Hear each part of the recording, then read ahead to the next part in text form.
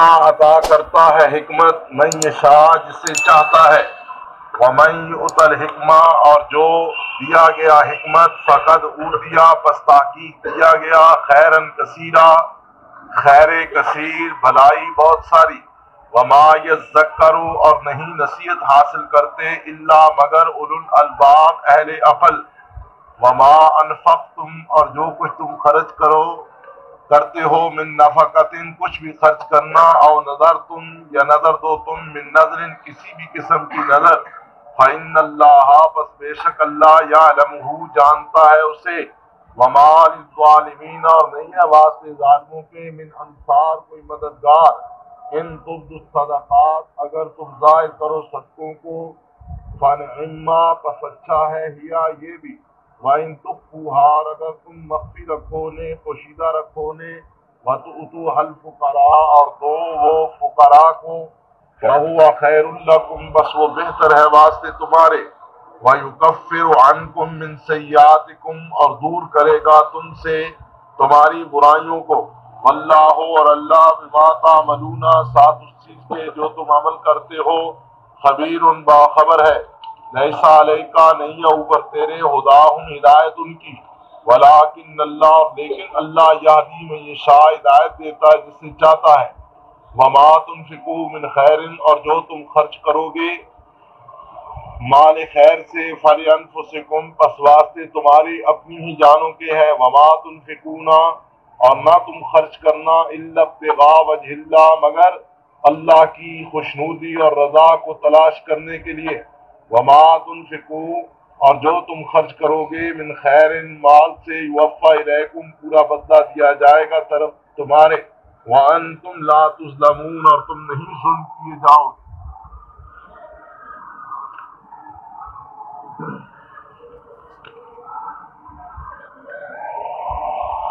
یؤتی الحکمت من یشاء عطا کرتا ہے حکمت جسے چاہتا ہے،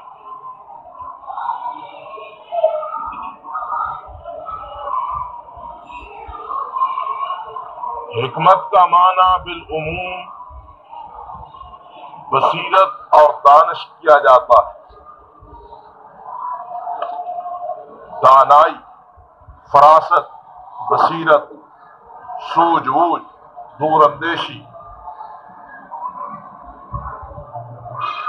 اصطلاح شرع میں حکمت دینی فہم اور تفقہ کو کہا جاتا ہے۔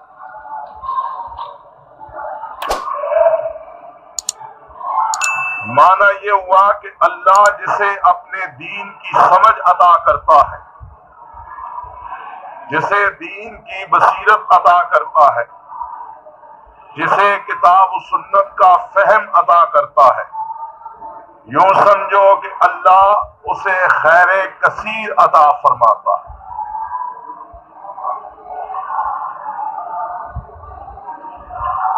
اور یہ خیر کثیر کا لفظ حکمت،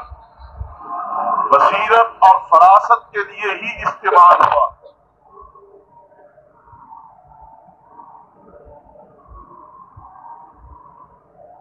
امام غزالی رحمۃ اللہ علیہ فرماتے ہیں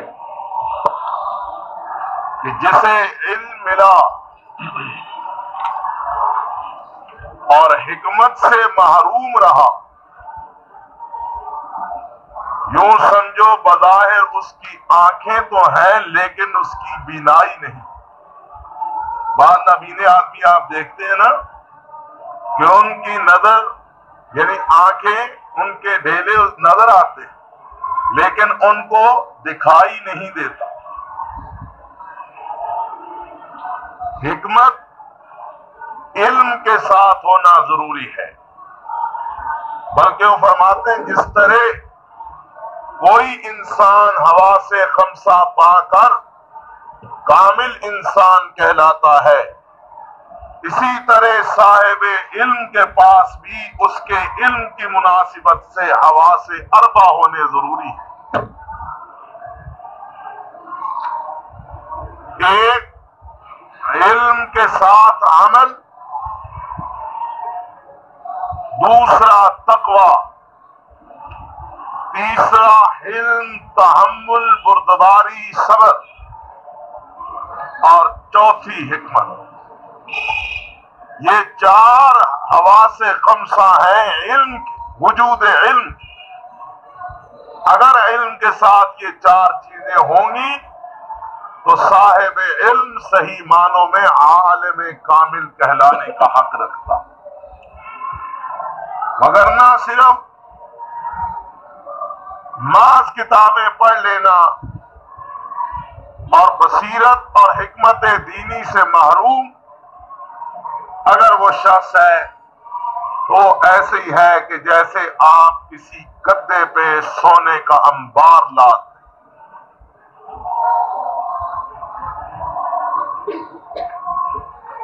تو اس لیے اللہ رب العزت نے اپنے حبیب محمد الرسول اللہ صلی اللہ علیہ وسلم کی بعثت کے مقاصد میں سے ایک مقصد یہ بھی رکھا کہ لقد من اللہ علی المؤمنین اذ بعث فیہم رسولا من انفسہم یتلو علیہم آیاتہ ویزکیہم ویعلمہم الکتاب والحکمہ۔ معلم کتاب ہے اور معلم حکمت ہے۔ دوسری جگہ اس طرح اپنے حبیب کو خطاب کیا کہ ادعو الی سبیل ربک بالحکمت والموعظۃ الحسنہ، اے میرے حبیب بلائیے اپنے رب کے راستے کی طرف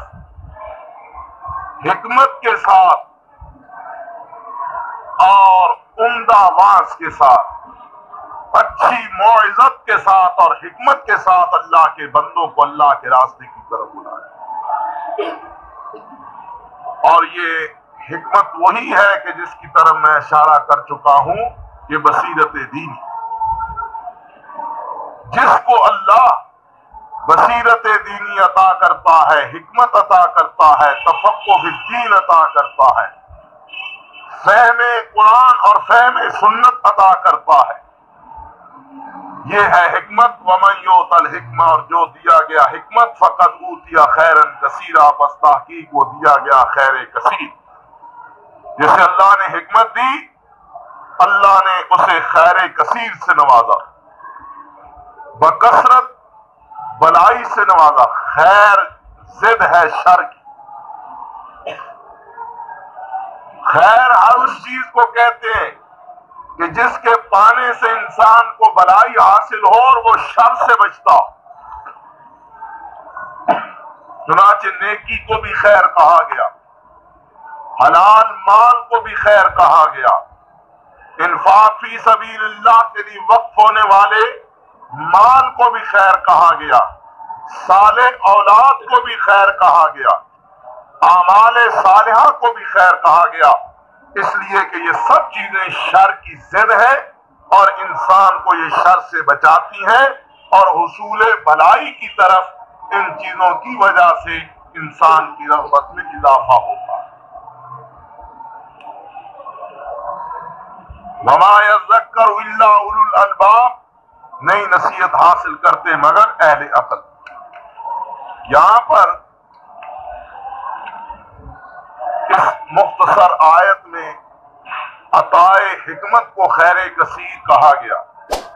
اور یہ بات اس مناسبت سے کہی گئی کہ اس سے پچھلی آیت میں اللہ فرماتے ہیں کہ ایک طرف شیطان کا وعدہ ہے کہ وہ وعدہ دیتا ہے فقر اور حکم دیتا ہے بے حیائی، اس کے بالمقابل اللہ کا وعدہ ہے اپنے بندوں سے مغفرت کا اور اپنے فضل و کرم کا، لطف و کرم کا۔ اب ان دونوں وعدوں میں سے یہ دونوں انسان کے سامنے فرمایا، ان میں سے اللہ کے وعدے کو وہی شخص ایمان کے دل کے ساتھ قبول کرے گا کہ جس کو اللہ نے بصیرت دینی عطا کی ہوئی ہو، جس کو اللہ نے فراست عطا کی ہوئی ہو۔ وگرنہ اگر ایک آدمی سطحیت سے सती नुक्ता नजर से सोचेगा तो उसको मफाद उसी बात में नजर आएगा कि जिसका उसे शैतान हुक्म दे रहा है, रग़बत दिला रहा है। लेकिन अगर उसके पास फरासत, बसीरत और हिकमत होगी तो वो अल्लाह के वादे को बहार सूरत तरजीह देगा और दिलो जान से उस वादे पर ईमान ला के उसे कबूल करेगा और फिर उसके मुताबिक अमल भी करेगा। तो फरमाए ये नसीहत उन्हीं को नसीब होती है कि जो अहले अकल होते हैं, अल्लाह उनको हिकमत के साथ साथ अकल भी अता फरमाता है। वमा अनफक़्तुम मिन नफ़क़तिन, इस बरसबील तज़किरा एक बात के जिक्र के बाद फिर असल मौजू की तरफ बात को लौटाया गया। वमा अनफक़्तुम मिन नफ़क़तिन, जो भी तुम खर्च करते हो खर्च करने से,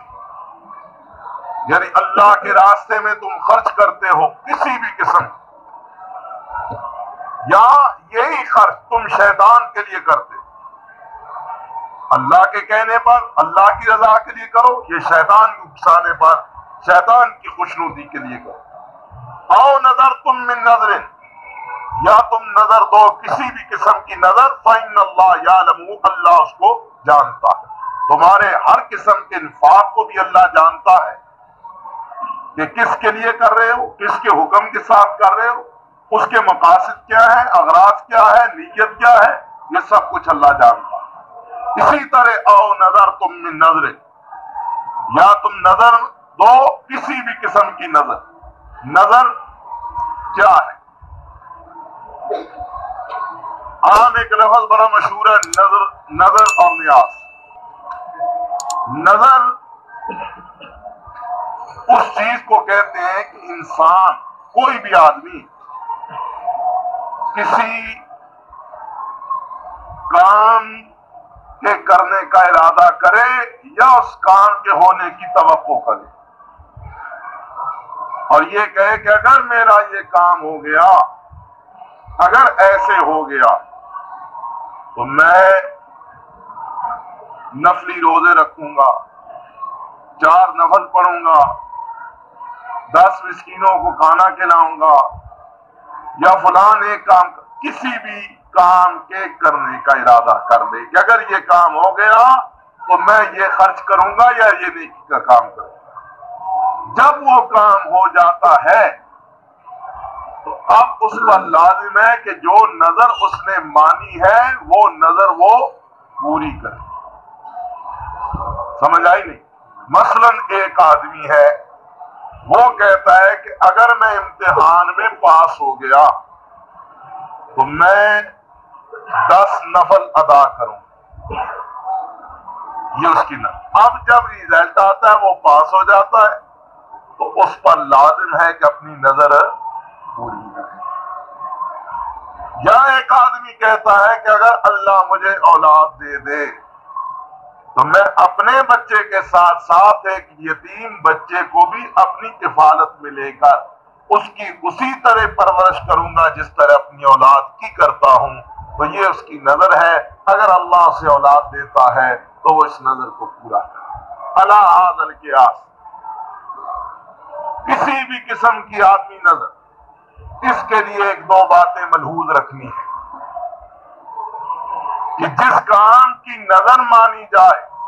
वो काम नेक काम, जायज काम। ये नहीं कि एक आदमी चोरी करता है, डाका डालता है, अगर मैं इस डाके में कामयाब हो गया तो चोरी करके घर वापस आऊंगा और 20 नफल पढ़ूंगा। ये गलत काम है। गलत काम के लिए नजर एक। इसी तरह गलत काम हो तो उस काम, गलत काम की नजर होती एक। दूसरी ये काम दुरुस्त है, काम दुरुस्त है लेकिन नजर गलत मानता है। मसलन एक आदमी ये कहता है कि अगर मैंने पीएचडी की डिग्री हासिल कर ली तो मैं अपने दोस्तों को मदऊ करूंगा, उन्हें खाना भी खिलाऊंगा, उन्हें सिनेमा भी दिखाऊंगा, उन्हें शराब भी पिलाऊंगा। है या नहीं? ऐसे होता है। تو کام صحیح لیکن نظر علی القیاس، کام صحیح ہو تو نظر اگر غلط مانتا ہے تو وہ بھی باطل ہے، کام بھی جائز ہو شریعت کے مطابق اور نظر بھی جو مانتا ہے وہ بھی جائز اور شریعت کے مطابق۔ اسی طرح اس میں یہ بات ساری آ گئی، لیکن مزید تھوڑی سی وضاحت کی، یہ نظر دائرۂ شریعت میں ہو اور اللہ کے لیے، اس کے لیے اللہ کے لیے ہو، یہ نہ ہو کہ وہ نظر کسی اللہ کے ماں سوا کے نام پر، جس طرح بعض لوگ نظر یہ مانتے ہیں کہ اگر ہمارے ہاں بیٹا ہوا تو ہم اتنی راتیں جا کر دربار میں بسر کریں گے، دربار پر بسر کریں گے، اگر ہمارے ہاں یہ کام ہوا تو ہم فلاں جگہ جا کر چڑھاوا چڑھائیں گے، فلاں جگہ جا کے چادر چڑھائیں گے، فلاں جگہ جا کے یہ کریں گے۔ تو یہ نظر ما سوی اللہ لغیر اللہ، یہ نہ صرف باطل ہے بلکہ شرک کے زمرے میں آتا ہے۔ اس لیے اللہ رب العزت نے فرمایا جو بھی تم خرچ کرتے ہو، کسی بھی قسم کا خرچ، کسی بھی نیت کے ساتھ خرچ، سمجھ آ رہی ہے؟ جو بھی تم نظر مانتے ہو، من نظر، وہ نظر کسی بھی طرح کی، کسی بھی انداز سے، فرمایا فَإِنَّ اللَّهَ يَعْلَمُهُ، بے شک اللہ اسے جانتا۔ پتہ چل گیا نا جی نظر کے معنی کا بھی، اور نظر کے ماننے اور پھر نظر کی ادائیگی کے طریقے۔ اللہ فرماتے ہیں جو بھی تم خرچ کرتے ہو، یا نظر مانتے ہو یا نظر دیتے ہو، کسی بھی قسم کا خرچ کرنا، کسی بھی قسم کی نظر، ان اللہ یعلم، اللہ اس کو جانتا ہے۔ اور اگر تم، اب اللہ آگاہ ہے، اگر تم نے اپنے اس عمل میں اللہ کی معصیت اور نافرمانی کو دخل دیا، مثلا خرچ کیا تو اللہ کی رضا کے لیے نہ کیا بلکہ شیطانی کام پہ کیا، ریاکاری کے لیے کیا تو کسی پر احسان جتانے کے لیے کیا تو کسی کو اذیت دینے کے لیے، اس کی عزت نفس مجروح کرنے کے لیے خرچ کیا، تو یہ خرچ تم نے کیا تو ہے، لیکن اللہ جانتا ہے کہ یہ خرچ اللہ کی نافرمانی کے زمرے میں آتا ہے، لہذا اللہ کی نافرمانی ظلم ہے، اللہ کی نافرمانی ظلم ہے۔ اسی طرح تم نے نظر مانی لیکن نظر ناجائز کام کی، کام جائز تھا تو نظر ناجائز مانی، یا پھر تم نے نظر مانی تو وہ مشرکانہ نظریات کے ساتھ مانی، تو یہ بھی ظلم ہے۔ ان الشرک لظلم عظیم، شرک بھی ظلم عظیم ہے۔ تو یہ بے اعتدالی کے ساتھ خرچ کرنا، اللہ کی نافرمانی اور معصیت کے ساتھ خرچ کرنا، یا اللہ کی نافرمانی کے ساتھ نظر ماننا یا نظر اتارنا، یہ ظلم ہے۔ اور یاد رکھو اللہ تمہارے ان تمام اداؤں، اندازوں کو، نیت کو، ہر چیز کو جانتا ہے۔ اور وَمَا لِلظَّالِمِينَ مِنْ أَنصَارٍ، اگر تم نے ارتکاب ظلم کیا تو پھر یاد رکھو ظالموں کا کوئی حامی اور مددگار نہیں ہوتا جو ان ظالموں کو اللہ کی گرفت سے بچائے اور اللہ کے مقابلے میں ان کی مدد کر سکے، ان کے کام آ سکے۔ چنانچہ اس آیت میں جو کچھ کہا گیا وہ یہ کہ جو کچھ تم اللہ کے لیے خرچ کرو، نیک نیتی کے ساتھ، اخلاص کے ساتھ، اللہ کی رضا کے لیے اور اللہ کے حکم کے مطابق صحیح مصرف پر خرچ کرو۔ اسی طرح نظر مانتے وقت اور نظر اتارتے وقت ان شرعی حدود اور قیود کا خیال رکھو، کہیں ایسا نہ ہو کہ تم کام اور عمل بھی کرتے جاؤ لیکن تمہارا حشر ظالموں کے ساتھ۔ لہذا احتیاط کرو۔ اگلی آیت میں ایک اور ضابطہ بیان کیا گیا، اور وہ یہ کہ ان تبدوا الصدقات فنعما ہی وان تخفوها وتؤتوها الفقراء فهو خیر لکم۔ عام طور پر یہ بات بعض دفعہ باعث سلجھن بن جاتی ہے کہ جب آدمی اللہ کے لیے خرچ کرے تو اسے مخفی طور پر خرچ کرنا چاہیے یا ظاہری طور پر خرچ کرنا چاہیے۔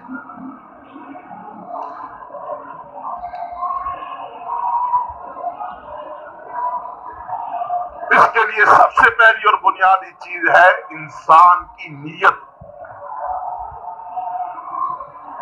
جس نیت سے وہ ظاہری یا مخفی طور پہ خرچ کرے گا اسی نیت کے مطابق اللہ اس کو اجر عطا کرے گا، اسی نیت کے مطابق اللہ اس کے ساتھ سلوک کرے گا۔ ایک بات تو بنیادی اور پکی اور پہلی ہے، اور اسی پر اس ساری بات کا دار و مدار ہے۔ دوسری بات یہ یاد رکھنے کے لائق ہے، جس طرح یہ بات لازم ہے کہ ایک مسلمان کے لیے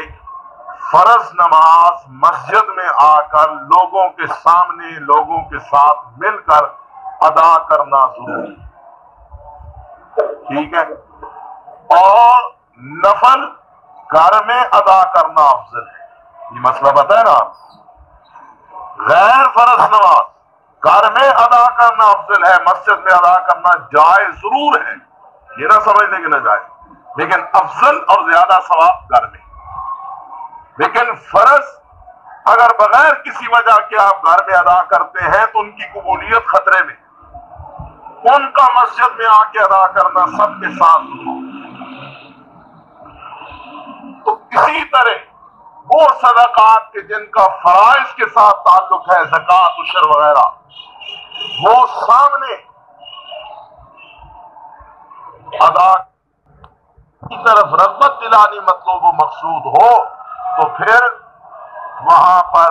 ظاہری طور پر اس صدقے کو دکھا کر دینے میں بھی کوئی حرج نہیں، لیکن ان تمام صورتوں میں نیت بنیاد ہے۔ اگر نیت کا قبلہ درست ہوگا تو عمل درست ہے، اگر نیت کا قبلہ درست نہیں ہے تو یاد رکھو وہ عمل باطل ہے، چاہے آپ کسی طرح بھی کرتے ہیں۔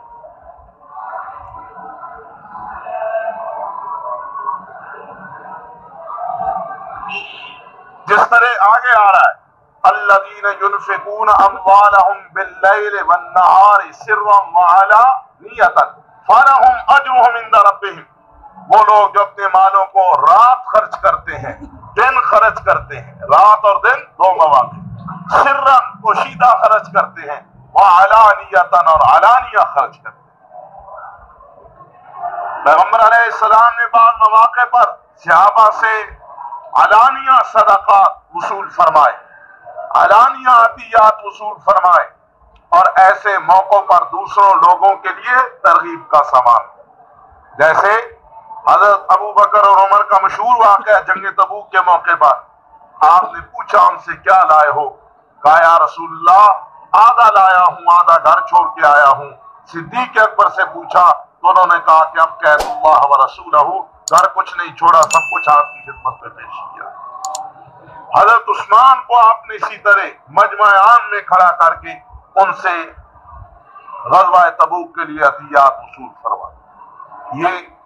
ظاہری ترغیب کے پہلو تھے، لیکن دوسری طرف جب کوئی ایسی صورت نہ ہو تو اللہ کے رسول نے ہی فرمایا کہ قیامت کے دن اللہ تعالیٰ اس آدمی کو اپنے عرش کے سائے کے نیچے جگہ عطا کرے گا جو دائیں ہاتھ سے خرچ کرتا ہے لیکن اس کے بائیں ہاتھ کو پتہ نہیں ہوتا، یعنی اتنی رازداری سے وہ خرچ کرتا ہے۔ تو اس قاعدہ کلیہ کے تحت اگر نیک نیتی کے ساتھ شرعی مصالح کے لحاظ سے ظاہری طور پہ خرچ کرنا بہتر ہو تو اس میں زیادہ ثواب ہے، لیکن اگر فتنے کا اور مفاسد کا خطرہ ہو تو اس وقت پوشیدہ طور پہ خرچ کرنا بہتر ہے۔ لہذا یہاں بھی یہی ضابطہ بیان کیا گیا کہ اللہ کے راستے میں خرچ کرتے ہوئے تم اس بات کو ملحوظ رکھو کہ تمہاری نیت نیک ہو، خواہ تم ظاہر خرچ کرو یا چھپا کر خرچ کرو۔ ان تبدوا الصدقات، اگر تم ظاہر کرو صدقات کو، فنعما، بس اچھا ہے، ہیا، یہ بھی ظاہر کر کے خرچ کرو تو یہ بھی اچھی بات ہے۔ وَإِن تُخْفُوهَا، اور اگر تم ان کو مخفی رکھو، پوشیدہ رکھو، وَتُؤْتُوهَا الْفُقَرَاءَ، اور دے دو وہ صدقات فقراء کو، پوشیدہ طور پہ مستحقین کو پہنچا دو، تو فَهُوَ خَيْرٌ لَكُمْ، وہ بھی تمہارے لیے بہتر ہے۔ وَيُكَفِّرُ عَنْكُم مِّن سَيِّئَاتِكُمْ، اور دور کرے گا تم سے تمہاری برائیوں کو، یعنی ان صدقات کی وجہ سے اللہ تم سے تمہاری برائیوں کو دور کرے گا۔ ایک تو یہ معنی کہ اللہ ان صدقات کی وجہ سے، تمہاری اس خوبی کی وجہ سے تمہاری کوتاہیوں اور گناہوں کو معاف کرے گا۔ اور دوسرا مفہوم مفسرین نے یہ اخذ کیا ہے کہ اگر تم صدقات دو گے تو جو برائی، جو مصیبت، جو تکلیف، جو ابتلا تمہیں پہنچنے والی ہے، اللہ اپنی رحمت سے صدقے کی برکت سے ان کو دور کر دے۔ اسی لیے نبی کریم صلی اللہ تعالی علیہ وسلم نے صدقات کی ترغیب دیتے ہوئے فرمایا کہ یہ صدقات آفات اور بلاؤں کے ٹلنے کا سبب ہوتی ہے۔ انسان خرچ تو کرتا ہی ہے، اور آپ دیکھیں کہ بعض لوگ یعنی اللہ کے راستے میں دیتے ان کا دل اٹھتا ہے، لیکن ڈاکٹروں پر، عدالتوں میں، وکیلوں اور دوسرے اس طرح کے محکموں پر وہ دل کھول کے خرچ کرتے ہیں، بلکہ بعض لوگ تو کماتے ہی ان کے لیے۔ لیکن جو شخص اللہ کے راستے میں اللہ کی رضا کے لیے نیک نیتی کے ساتھ کسی بھی حقدار پر کسی بھی مناسب موقع پر خرچ کرتا ہے، تو اس کا یہ صدقہ، اس کا یہ خرچ کرنا اس کے لیے دفع بلا کا اور مصائب اور آلام کے ٹلنے کا سبب ہوتا ہے۔ اور یہی بات اللہ نے یہاں بیان کی کہ اگر تم ظاہری اور باطنی طور پر اللہ کی رضا کے لیے خرچ کرو گے تو وَيُكَفِّرُ عَنْكُمْ سَيِّئَاتِكُمْ، اللہ تمہارے گناہوں کو بھی معاف کرے گا، اور برائیوں کو، مصیبتوں کو، تمہیں پہنچنے والی برائیاں، مصیبتیں، آفات، اللہ ان کو بھی تم سے ان صدقات کی وجہ سے، ان صدقات کی برکت سے دور کر دیتا ہے۔ وَاللَّهُ بِمَا تَعْمَلُونَ خَبِيرٌ، اللہ ساتھ اس چیز کے جو تم عمل کرتے ہو باخبر ہے۔ اگلی آیت میں ایک اور بات بیان کی گئی، اور وہ یہ تھی کہ بعض صحابہ کرام خرچ کرتے وقت یہ خیال کرتے تھے کہ ہمارے جو رشتہ دار ہیں چونکہ وہ مسلمان نہیں ہوئے، اسلام کی محبت کی وجہ سے وہ اپنے ان قرابت داروں سے کچھ نفرت کرتے اور ان کو ناپسندیدگی کی نگاہ سے، لہذا وہ حاجت مند اور ضرورت مند بھی ہوتے، تو یہ لوگ ان کو نہ دیتے اور کہتے یہ بے دین ہے لہذا ہم ان پر خرچ نہیں کرتے۔ تو اللہ نے فرمایا کیا تمہارے اس طرز عمل سے کیا وہ ہدایت پر آ جائے؟ بلکہ ایسے مواقع پر قرآن نے زکوٰۃ میں بھی ایک مد رکھی ہے، اور وہ ہے تالیف قلوب کی، یعنی دلوں کو اسلام کی طرف مائل کرنے کے لیے، تعریف قلب کے لیے۔ اگر کسی ایسے آدمی کو جو اسلام کی طرف مائل ہو رہا ہو لیکن ابھی مسلمان نہیں ہے، اس پر 4 پیسے خرچ کر کے اس کو اگر اسلام کی طرف مائل کر کے اسلام میں لایا جا سکتا ہے تو یہ اجازت ایسے کر سکتے ہیں۔ تو عام صدقات میں تو اس کا بدرجہ عدم جو ہے وہ اجازت ہے۔ تو اللہ نے فرمایا کہ تمہارے اس طرز عمل سے وہ ہدایت نہیں پا جائے، لہذا لیس علیک ھداھم، نہیں ہے اوپر تیرے ان کی ہدایت، ولکن اللہ یہدی من یشاء، لیکن اللہ جسے چاہتا ہے ہدایت دیتا ہے۔ اگر کوئی ہدایت پر ابھی نہیں آیا اور آپ کا قرابت دار ہے اور حق مستحق ہے تو اس پر 4 پیسے خرچ کر دو، اتنی بھی نفرت نہ کرو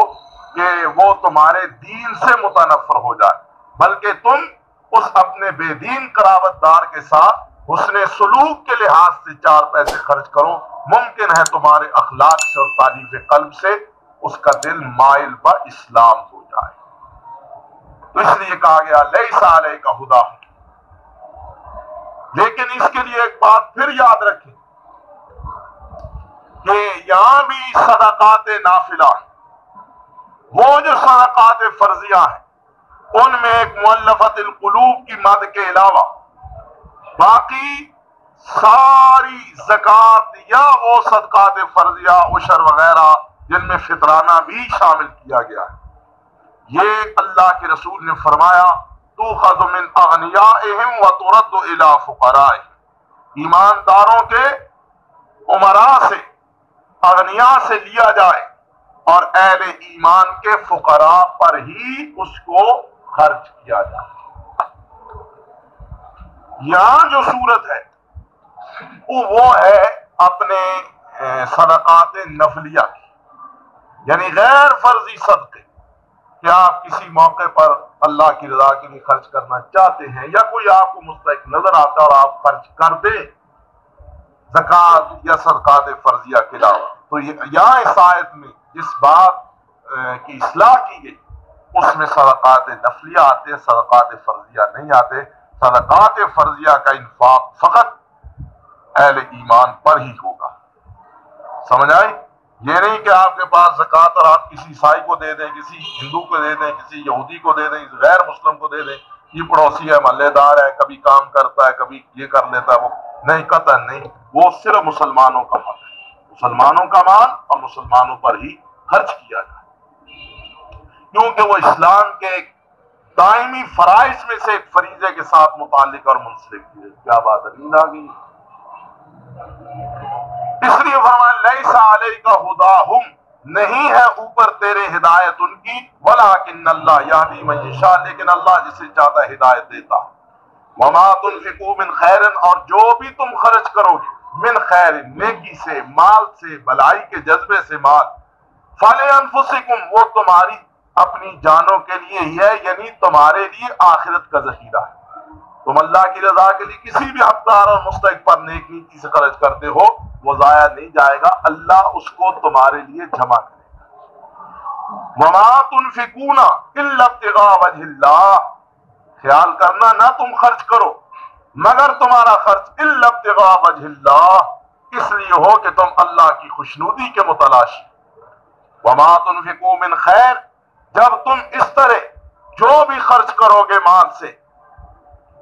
اللہ کی خوشنودی کے لیے، تم اپنے مال میں سے جو بھی خرچ کرو گے، یوفی الیکم، تمہیں اس کا پورا پورا اجر اور بدلہ دیا جائے گا۔ وانتم لا تظلمون، اور تم ظلم، یعنی یہ تم پر ظلم نہیں ہوگا کہ تم کوئی نیکی کرو، اپنے خون پسینے کے پیسے کو اللہ کے راستے میں خرچ کرو اور اللہ اس کا صلہ نہ دے، اجر نہ دے، بدلہ نہ دے، آخرت کا توشہ نہ بنائے۔ فرمایا یہ ظلم اللہ کی طرف سے تم پر نہیں ہوگا، بلکہ یوفی الیکم، تمہیں پورا پورا بدلہ دیا جائے گا۔ وانتم لا تظلمون، اور تم ظلم نہیں کی جاؤ گے۔ یؤتی الحکمۃ من یشاء، عطا کرتا ہے حکمت جسے چاہتا ہے، ومن یؤت الحکمہ، اور جو کوئی دیا گیا حکمت، فقد اوتیا، پس تحقیق کو دیا گیا، خیرا کثیرا، خیر کثیر، وما یذکر، اور نہیں نصیحت حاصل کرتے، الا اولو الالباب، مگر اہل عقل۔ وما انفقتم من نفقۃ، اور جو تم خرچ کرو کسی بھی قسم کا خرچ کرنے سے، اور نظر تم، یا تم نظر مانو، من نظر، کسی بھی قسم کی نظر، فإن اللہ، پس بے شک اللہ، یعلمہ، اسے جانتا ہے، وما للظالمین، اور نہیں ہے واسطے ظالموں کے، من انصار، کوئی مددگار، ان تبدوا الصدقات، اگر تم ظاہر کرو صدقات کو، فنعما ہی، پس بہتر ہے یہ بھی، وإن تخفوها، اور اگر تم پوشیدہ رکھو اسے، وتؤتوها الفقراء، اور دو وہ صدقات فقراء کو، فهو خیر لکم، بس وہ بہتر ہے واسطے تمہارے، وَيُكَفِّرُ عَنْكُم مِّن سَيِّئَاتِكُمْ، اور دور کرے گا تم سے تمہاری برائیوں کو، واللہ، اور اللہ، بما تعملون خبیر، ساتھ اس چیز کے جو تم عمل کرتے ہو باخبر ہے۔ لیس علیک ھداھم، نہیں ہے اوپر تیرے ہدایت ان کی، ولکن اللہ، اور لیکن اللہ، یہدی من یشاء، ہدایت دیتا ہے جسے چاہتا ہے، وما تنفقوا من خیر، اور جو تم خرچ کرتے ہو، کرو گے، من خیر، مال خیر سے فَلِأَنفُسِكُمْ بس وہ واسطے تمہاری جانوں کی ہے، وَمَا تُنْفِقُونَ اور نہ تم خرچ کرنا إِلَّا ابْتِغَاءَ مگر چاہتے ہوئے تلاش کرتے ہوئے وجہ اللہ اللہ کی خوشنودی کو، وَمَا تُنْفِقُوا مِنْ خَيْرٍ اور جو تم خرچ کرو گے مال سے يُوَفَّ إِلَيْكُمْ پورا بدلہ دیا جائے گا طرف تمہارے، وَأَنْتُمْ لَا تُظْلَمُونَ اور تم نہیں ظلم کیے جاؤ گے۔